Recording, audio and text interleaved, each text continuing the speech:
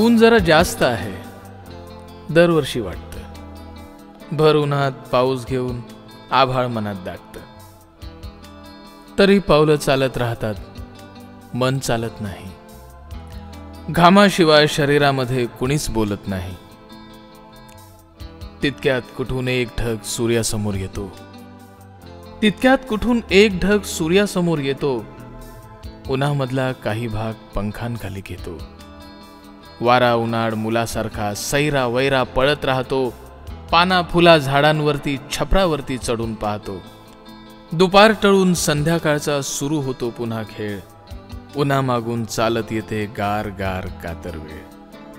चक्क डोळ्यांसमोर ऋतू कूस बदलून घेतो.